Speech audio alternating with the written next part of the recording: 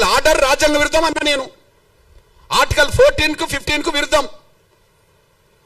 సమానత్వ స్వేచ్ఛకు విరుద్ధం, ఆర్టికల్ 25కు విరుద్ధం, మత స్వేచ్ఛకు విరుద్ధం. అంటే బ్రాహ్మణులు మాత్రం క్రైస్తవ మతం పుచ్చుకోండి అంటే ప్రచారం చేయవచ్చునా? కాపులు, కమ్మోళ్ళు, రెడ్డోళ్ళు క్రైస్తవ మతం పుచ్చుకోండి, ఇందులో గొప్ప ధర్మం ఉంటే ప్రచారం చేయవచ్చునా? దశమభాగం పేరుతో వాళ్ళు బాగా వెనుకేసుకోవచ్చునా? దళితులు మాత్రం మతం మార్చుకుంటే వాళ్ళు ఎస్సీలు కాకుండా పోతారా? బ్రాహ్మణులు అయినప్పుడు, క్రైస్తవ మతం పుచ్చుకున్న వాళ్ళు బ్రాహ్మణులుగానే ఉన్నప్పుడు వాళ్ళు ఓసీలు అయినప్పుడు, క్రైస్తవ మతం పుచ్చుకున్న వాళ్ళు కమ్మోళ్ళు అయినప్పుడు వాళ్ళు ఓసీలు అయినప్పుడు, కాపులు ఓసీలు అయినప్పుడు, ఓసీలుగా ఉన్నప్పుడు, రెడ్లు ఓసీలుగా ఉన్నప్పుడు వాళ్ళకి ఈడబ్ల్యూఎస్ రిజర్వేషన్ వర్తిస్తున్నాయి కదా, ఇప్పుడు ఎస్సీ ఎస్టీ యాక్ట్ వీళ్ళకి వర్తించదు, రేపు రిజర్వేషన్ వర్తించవద్దు అని అంటుండ్రు కదా.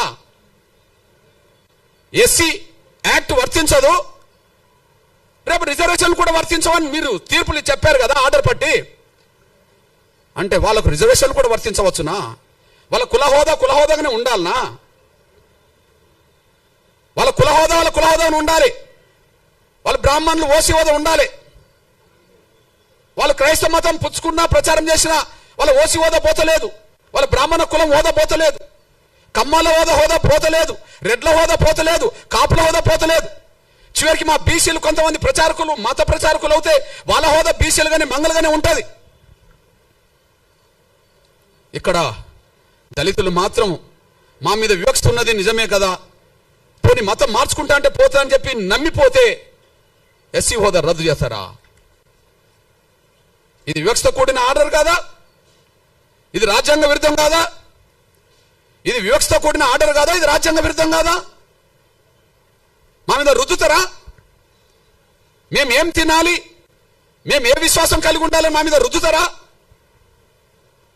మేమేం తినాలి, ఏ బట్టలు కట్టుకోవాలి, ఏ విశ్వాసం కలిగి ఉండాలని రుద్దుతారా? ఆ రుద్దడం అనేది రాజ్యాంగ విరుద్ధం కాదా?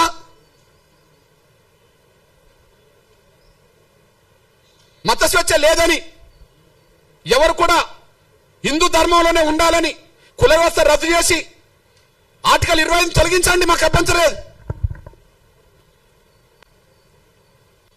మత స్వేచ్ఛ వద్దు, అందరూ హిందువులుగానే ఉందాం, అందరూ సనాతన ధర్మం విశ్వసిద్దాం, అందరూ హిందువులుగానే ఉందాం, సనాతన ధర్మాన్ని విశ్వసిద్దాం.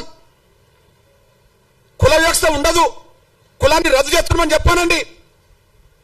దాని ద్వారా మెజార్టీ ప్రజలు ఆర్టికల్ 25 ఉన్నా లేకపోయినా దాన్ని పట్టించుకోరు.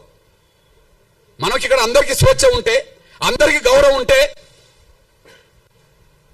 ఈ మత విశ్వాసాల్లో, హిందూ ధర్మంలో లేదా సనాతన ధర్మంలో ఏదో ఒక లోపం లేకపోతే, కుల వ్యవస్థను సమర్థించే వ్యవస్థ లేకపోతే ఇన్ని ఎందుకు వస్తాయి?